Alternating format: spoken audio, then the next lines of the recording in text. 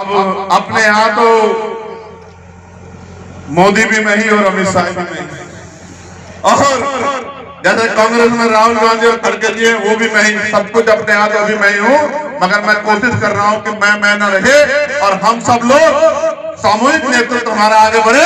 मैंने लक्ष्मण भाई से भी कहा है कि लड़ने वाले लोगों को लड़ने वालों के साथ रहना चाहिए, इधर उधर नहीं घूमना चाहिए। इधर उधर रास्ते कठोर है, इधर रास्ता आसान है, संघर्ष करना पड़ेगा।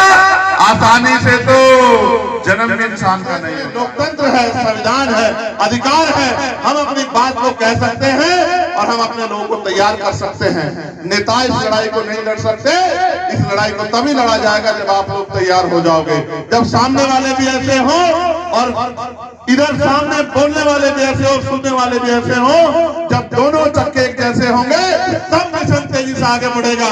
पता नहीं मोदी जी की बुलेट ट्रेन तो आएगी नहीं आएगी, लेकिन बहुजनों की बुलेट ट्रेन इस देश में आने वाली है। आप लोग कमर कस लो, मंडल कमीशन की अधूरी सिफारिशें भी पूरे होंगी और प्रमोशन में रिजर्वेशन भी मिलेगा, नौकरियां भी मिलेगी, रोजगार भी मिलेगा और साधन संसाधन में बंटवारा भी होगा। आने वाला समय हमारा है, घबराओ मत, बस मुठिया तान के तय कर लो कि हम इस देश में गुलामी की बेड़ियां काट के ही रहेंगे। देश में कोई भारत रत्न का असली हकदार है तो वो है पेरियार ललई यादव। अगर इस देश में कोई भारत रत्न का हकदार है तो वो है महामना रामस्वरूप वर्मा, चौधरी महाराज सिंह भारती, मान्यवर काशीराम, संत राम बीए प्रजापति, बाबू शिवदयाल चौरसिया। अगर कोई वास्तविकता भारत रत्न का हकदार है तो वो है डॉक्टर फरीदी। अगर कोई है तो वो है चौधरी चरण सिंह, जिनके काम, जिनकी योजना, जिनकी नीति, जिनका जीवन अपने लिए नहीं, इस देश के कमजोर हक वंचित समाज के लिए थे। अगर उनको ना दे पाओ, मां अवंतिका बाई लोधी को, मां झलकारी बाई कोरी को ना दे पाओ तो आज आपका राज है, किसी को दे दो। हम तो अपनी डायरी में लिख के बैठे हैं कि जिस दिन ताकत हमारे हाथ में होगी हम अपने एक एक महापुरुष को भारत रत्न देके उनको बताने का काम करेंगे। इसलिए नहीं कि आप ये जानो कि उनको भारत रत्न मिला, इसलिए जानो कि भारत में उनका योगदान क्या है। क्या उनके संघर्षों के बिना भारत हो सकता था? क्या उनके संघर्षों के बिना भारत की कल्पना हो सकती थी? अगर देना है तो बाबू जगदेव प्रसाद कुशवाहा को दो, लेकिन क्या करें, अब तो ये रेवड़ी से भी हल्का हो गया है। मैं तो देश भर में घूमता रहता हूं भाइयों, मैं एक ही लाइन में सभी महापुरुषों को नमन करता हूं, क्योंकि आज समय कमी है, समय का सदुपयोग करना। मेरा आपको यही संदेश है कि हमें इस बात पे ज्यादा गर्व नहीं करना चाहिए कि हम किनकी औलाद हैं, क्योंकि इस बात पे गर्व करने में अगर हम अपने आप को टटोले तो हमारा कोई योगदान नजर नहीं आता। असल ये है कि हम अपने महापुरुषों के सपनों को, उनके कारवा को कहां तक पहुंचा पाए, ये हमारे कंधों पे जिम्मेदारी है।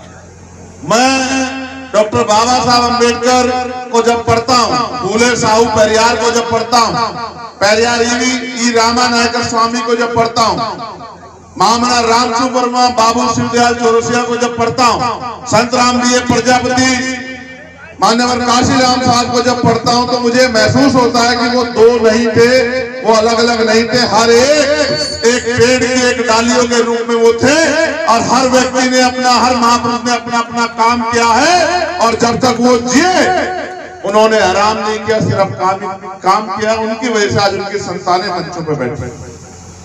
अभी मेरे छोटे भाई जो हमारे जिला कार्यालय प्रभारी है, मैंने उनका नाम थोड़ा लिखा हुआ विनय राजपूत, तो मैंने उनसे पूछा कि लोधी हैं? अभी बुला के मैंने पूछा, कहा हाँ। तो मैंने कहा बहुत अच्छी बात। मैं सिर्फ ये बात इसलिए कह रहा हूँ कि इस देश में जाति है और जाति के आधार पर ऊंच नीच। आप आज के बाद सब लोग अपने आप को, अपनी जाति छिपाना एक तो बंद कर दें, क्योंकि ये ना तो जाति आपके महापुरुषों ने बनाई और ना ही इस जाति को छिपा के या इस जाति पे गर्व करके आप कोई किसी का भला कर सकते हो। एक तो जाति के आधार पर अपना मनोबल गिराना बंद कर दो, क्योंकि जब तक आप जाति खत्म करने वाली ताकत ना बन जाओ तब तक जाति के आधार पर अपने आप को छोटा बड़ा समझ के अपना मनोबल कम करने का काम जो है आपको बंद कर देना चाहिए। इसी में आपकी भलाई। प्यारे भाइयों, महापुरुषों को पूजने की बजाय, महापुरुषों आगे धूप बत्ती लगाने की बजाय, उनके आगे माथा टेकने की बजाय, और जिस तरह तथाकथित ईश्वर को भोग लगाते हैं, भोग लगाने के बजाय अगर आप उनके विचारों को पढ़कर, उनको जानकर अगर उनके विचारों पर चलो तो शायद इस देश में वो दिन दूर नहीं जब इस देश में समय का चक्र घूमे और डॉक्टर बाबा साहब अम्बेडकर ने जो कहा कि 21वीं सदी हमारी है, वो 21वीं सदी हमारे हिस्से में आए और इस देश का लोक राजतंत्र हमारे हाथों में आए और उस राजतंत्र के जरिए उस राज व्यवस्था में काबिज होके हम इस लोकतंत्र में कमजोर वर्ग के लोगों को भी अपने पैरों पर खड़े होने का काम कर सकते हैं। अभी अभी देश में नीरज भाई, मुझे कहने में बड़ी तकलीफ हो रही है क्योंकि ये मामला बड़ा पेचीदा है कि कभी भारत रत्न की वैल्यू होती थी, अब जिसकी लाठी उसकी भैंस हो गई, जिसको चाहे उसको दे दो। आपने कपूरी ठाकुर साहब को दिया, मैं इसके लिए आपका बहुत बहुत आभार प्रकट करता हूं, लेकिन असल में अगर आप देना चाहते हो, मैं आपसे भी कह रहा हूं, अगर इस देश में कोई भारत रत्न का असली हकदार है तो वो है पेरियर ललई यादव। अगर इस देश में कोई भारत रत्न का हकदार है तो वो है महामना रामस्वरूप वर्मा, चौधरी महाराज सिंह भारती, मान्यवर काशीराम, संत राम बीए प्रजापति, बाबू शिवदयाल चौरसिया। अगर कोई वास्तविकता भारत रत्न का हकदार है तो वो है डॉक्टर फरीदी। अगर कोई है तो वो है चौधरी चरण सिंह, जिनके काम, जिनकी योजना, जिनकी नीति, जिनका जीवन अपने लिए नहीं, इस देश के कमजोर हक वंचित समाज के लिए थे। अगर उनको ना दे पाओ, मां अवंतिका बाई लोधी को, मां झलकारी बाई कोरी को ना दे पाओ तो आज आपका राज है, किसी को दे दो। हम तो अपनी डायरी में लिख के बैठे हैं कि जिस दिन ताकत हमारे हाथ में होगी हम अपने एक एक महापुरुष को भारत रत्न देके उनको बताने का काम करेंगे। इसलिए नहीं कि आप ये जानो कि उनको भारत रत्न मिला, इसलिए जानो कि भारत में उनका योगदान क्या है। क्या उनके संघर्षों के बिना भारत हो सकता था? क्या उनके संघर्षों के बिना भारत की कल्पना हो सकती थी? अगर देना है तो बाबू जगदेव प्रसाद कुशवाहा को दो, लेकिन क्या करें, अब तो ये रेवड़ी से भी हल्का हो गया है। मैं तो देश भर में घूमता रहता हूं, मैं भी एक घटना से निकल के आया हूं। मेरा दिल बड़ा तकलीफ में है क्योंकि एक भाई की हत्या हुई और उसके बच्चे मुझसे उम्मीद लगाए बैठे थे। उन्होंने एक वीडियो जारी करके मुझसे कहा कि भाई आप आना। 12 साल का उसका बच्चा ये उम्मीद लगा रहा था कि उसका वो जिस रिश्ते मुझे चाहे, हाल तो आजकल तो मैं छोटे से लेके बड़े तक के लिए भैया ही हो गया हूँ, तो वो मुझसे उम्मीद लगा रहा था कि मैं उनकी आके मदद करूं। मैं उनकी लड़ाई लड़ने में थोड़ा सा व्यस्त हुआ, इसलिए आपके बीच देर से पहुंचा। अगर वो लड़ाई ना होती तो मैं 4-6 घंटे आपके बीच बैठ के और ये प्रयास करता कि आप में से यहाँ आया एक भी साथी आज वैचारिक क्रांति से दूर हुए बगैर ना रह पाए। आज वैचारिक का साया आपके अंदर भर दिया जाए और जब आप यहाँ से घर लौटो तो अपने अपने घर में जाकर अंधविश्वास, पाखंडवाद को मुंह तोड़ जवाब देने का काम करो। लेकिन मुझसे पहले हमारे सभी भाइयों ने अपनी अपनी बात को रखते आपको तैयार किया होगा। और मैं तो, आप जानते हो, मैं तो बहुत दिन से कह रहा हूँ कि जो कुछ भी करता है इस देश में ईश्वर करता है, ईश्वर के बगैर पत्ता भी नहीं हिलता। अगर हम इस अंधविश्वास, पाखंडवाद का विरोध कर रहे हैं और अगर हम भी देश में राज चाहते हैं तो ये उसी तथाकथित ईश्वर की मर्जी है, क्योंकि उसके बगैर कुछ भी देश में नहीं होता। हमारा प्रयास है कि उनकी इस इच्छा को भी हम जल्दी पूरी कर दें। यहाँ हमारी इस मंच वाली टीम के साथ साथ आप भी उतने ही सम्मानित है जो नीचे बैठे हैं, क्योंकि ये कुछ सीखना नहीं चाहते। ये वो वाली जमात है जो सीखना नहीं चाहती और ये वो वाली जमात है जो सीखना चाहती है। जो अपने आप को सर्वश्रेष्ठ मानता है वो इधर बैठता है और जो अपने आप में कमी आंकता है वो सामने बैठता है। मैं आपको धन्यवाद देता हूं क्योंकि लड़ाई बहुत बड़ी है, एक दिन में खत्म नहीं होगी मेरे साथियों। ये मुझे पता लगा जब नीरज भाई ने कहा कि महामना रामस्वरूप वर्मा जी की धरती है। ये दो महापुरुषों की धरती है। इस धरती से क्रांति होनी चाहिए। इस धरती से चाहे ईएम हो या तमाम तरह से जो सरकारी संस्थानों को बर्बाद करने की कसम भारतीय जनता पार्टी ने खाई है, उसके खिलाफ भी क्रांति का ऐलान होना चाहिए। और मैं जिम्मेदारी से कहता हूं आपको कि बहुत जल्द हम लोग ईवीएम के खिलाफ इतना बड़ा आंदोलन करेंगे कि सरकार ईवीएम के द्वारा वोटों की चोरी करना जो है उसके ख्वाब देखना भी बंद कर देगी। और मैं जिम्मेदारी के तौर पे आपसे कह रहा हूं, नौजवान अपनी जिम्मेदारी को संभाल ले। नारा लगाने से, जयकारा लगाने से, पैर छूने से और झंडा घुमाने से इस देश में क्रांति नहीं आएगी। इस देश में क्रांति आएगी महापुरुषों को पढ़ के। और जो भी मिशन में आना चाहता है सबसे पहले वो अपने आप को वैज्ञानिक दृष्टिकोण पे खरा उतारे, पहले वो पढ़े लिखे करके कसौटी पे आए, तब वो मिशन में आए। वरना आप खुशी खुशी आ तो जाओगे, 2, 4, 6 महीने में जब आप इस लड़ाई को लड़ नहीं पाओगे तो वापस भाग जाओगे, तो आप अधूरे रह जाओगे। पहले महापुरुषों को पढ़ो और मिशन में अगर आना चाहते हो तो सबसे पहले पढ़ो राष्ट्रपिता ज्योतिबा फूले को, फिर पढ़ो साहू जी महाराज को, फिर पढ़ो बाबा साहब अम्बेडकर को, फिर पढ़ो अर्जक संघ को, फिर पढ़ो मान्यवर काशीराम साहब को। अब फिर आओ मिशन में। एक ऐसा कोहिनूर तैयार होगा जो मनुवाद का मुकाबला डंके की चोट पे करेगा किसी भी कीमत पे। क्योंकि अगर आप वैचारिक कसौटी पे मजबूत नहीं हो तो कहीं भी पद, प्रतिष्ठा, अवसर और बिकने का मौका मिलेगा तो आप बिक जाओगे। इसलिए मैं नौजवानों से कहना चाहता हूं, आज वास्तविकता में हालात ऐसे कि लोकतंत्र खतरे में है, संविधान खतरे में है, और वो दिन दूर नहीं कि हमें उस गुलामी अंधेरे में जाना पड़े जिस अंधेरे से हमारे महापुरुष हमें निकाल के लेके आए। इसलिए मैं आपसे कहना चाहता हूं, मेरे प्यारे भाइयों, नौजवान साथियों, मुट्ठी तान लो, कमर कस लो, ऐलान जंग हो चुकी है और अब हम इस देश में गुलामी की बेड़ियां काटने के लिए तैयार हो चुके हैं। किसी भी कीमत पे महापुरुषों के कारवां को रुकने नहीं देंगे और किसी भी कीमत पे बहुजन समाज में जो एकता एक मंच पे दिख रही है उस एकता को टूटने नहीं देंगे। मेरा वचन है आप लोगों को कि जितना प्रयास हमसे होगा हम इस बहुजन आंदोलन को एकता के धागे में पिरोने का काम करेंगे और जो कमी खामी रह जाए हम और आप मिलकर पूरी कर लेंगे। जिस तरह से वो अपने आंदोलन के प्रति समर्पित हैं, आप भी अपने आंदोलन के प्रति समर्पित हो जाओ। जब तक आप इसके अंदर समर्पण, त्याग, संघर्ष की भावना नहीं पैदा होगी तब तक हम उनका मुकाबला नहीं कर सकते। उनके बाद मीडिया है, उनके बाद माफिया है, उनके बाद मनी है। ऐसा नहीं कि वो आपसे ताकतवर है, ताकतवर वो आपसे नहीं है, बस वो अपने काम को जिम्मेदारी से कर रहे हैं, समर्पण से, और हम लोग अपने काम को समर्पण से नहीं कर रहे हैं। हम संख्या में भी उनसे भारी हैं। आप महसूस करो, हजारों हजारों साल की गुलामी एक बटन को दामने से कट सकती है।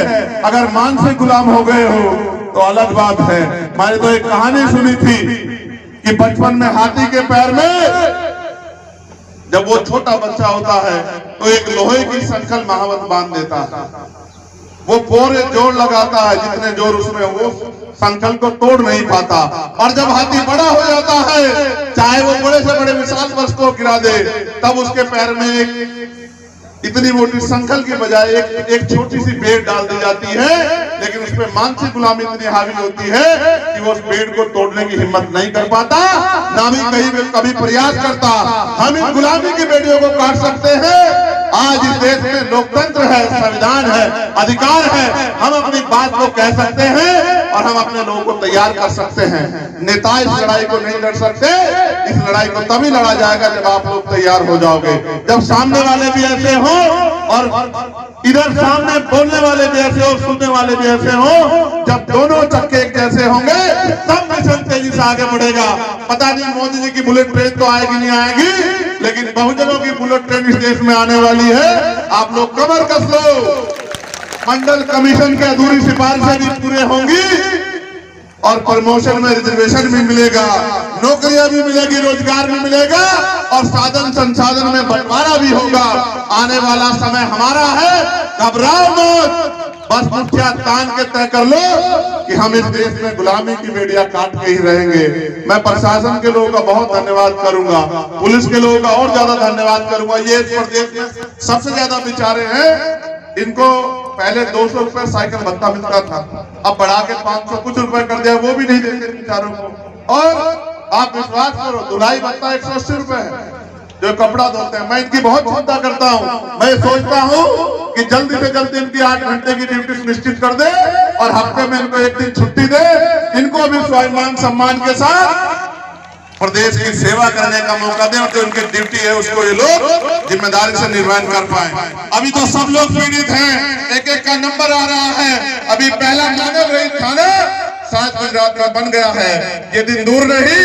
आज तो इनकी लाठियां कमजोरों की पीठों पे पड़ती हैं, वो दिन दूर नहीं। कल इनको ये कह दिया जाए कि नौकरी खत्म, आप भी जाके घर में खेलो मौज करो, बहुत दिन नौकरी कर ली।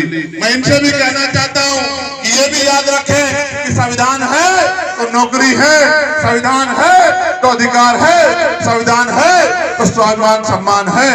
इसलिए गुलामी जैसा जीवन मत जियो, संविधान के हिसाब से काम करो। आप यहाँ उपस्थित हो, मैं आपको और ज्यादा समय नहीं दे पाऊंगा। मैं दोनों भाई हाथ जोड़ के आपसे आज के लिए माफी चाहूंगा। आज आप मुझसे मत करना। अगर मेरे पे काम की जिम्मेदारी नहीं होती, विश्वास करो मेरे खून का एक कतरा आपके लिए समर्पित है। मैं गोली खा के भी सुरक्षा की जिम्मेदारी नहीं लेता हूं, मैं इसलिए आपसे कह रहा हूं। लेकिन आज क्या करूं, अब अपने यहां तो मोदी भी मैं ही और अमित शाह भी मैं ही, और जैसे कांग्रेस में राहुल गांधी और खड़गे जी हैं, वो भी मैं ही, सब कुछ अपने हाथ अभी मैं ही हूँ। मगर मैं कोशिश कर रहा हूँ कि मैं न रहे और हम सब लोग सामूहिक नेतृत्व हमारा आगे बढ़े। मैंने लक्ष्मण भाई से भी कहा है कि लड़ने वाले लोगों को लड़ने वालों के साथ रहना चाहिए, इधर उधर नहीं घूमना चाहिए। इधर उधर रास्ते कठोर है, इधर रास्ता आसान है, संघर्ष करना पड़ेगा। आसानी से तो जन्म भी इंसान का नहीं होता है। बहुत बहुत धन्यवाद इस मंच पर उपस्थित सभी सम्मानित नेताओं का धन्यवाद। और ये आग्रह, भागोगे मुझसे पहले उठ के, इसलिए उठ गए हो? बैठो, जो लोग खड़े बैठो बैठो बैठो। ये सब कहेंगे भाई आते हैं अपने साथ साथ फौज को भी ले जाते हैं, पूरा कार्यक्रम खराब कर देते हैं, अपमान कराओगे मेरा? ये तुम्हारी जिम्मेदारी है, ये सिखाया मैंने तुम्हें कभी? आर्मी किसे कहते हैं? आर्मी वो होती है जो आदेश हो जाए उसका पालन करे, चाहे आंधी आ जाए चाहे तूफान। अब तुम डटे रहो, तुम्हें मैदान नहीं छोड़ना है, बिल्कुल डट के मौके पर रहना है जब तक कार्यक्रम ना खत्म हो। इसको जिम्मेदारी समझ। किसका कार्यक्रम है? विजेंद्र का? विजेंद्र के बाबा से कैसे है? विजेंद्र का क्या है? इसका तो अब मैं तो भाग्य दुर्भाग्य को भी नहीं मानता। ये तो अच्छा है, इसका जन्म यहाँ हो गया, हमारा भी हो सकता है। क्यों भाई? तो बाबा तो सभी के है ना वो। और आप महसूस करो उनसे क्या सीखना चाहिए कि अगर तमन्ना अगर सच्ची हो तो रास्ते हजार होते हैं, तमन्ना अगर झूठी हो तो बहाने हजार होते हैं। जब उन्होंने सच्ची रामायण लिखी और सब जगह से बंद हो गया तो वो भी घुटने टेक देते।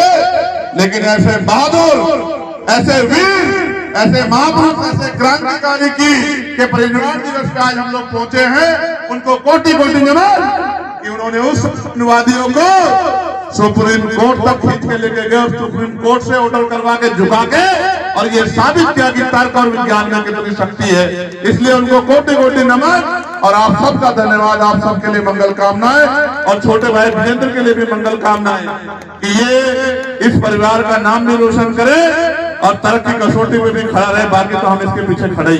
बहुत बहुत धन्यवाद। जय भीम, जय भारत, जय संविधान, जय विज्ञान, जय लोकतंत्र, और आप सभी के लिए मंगल कामना।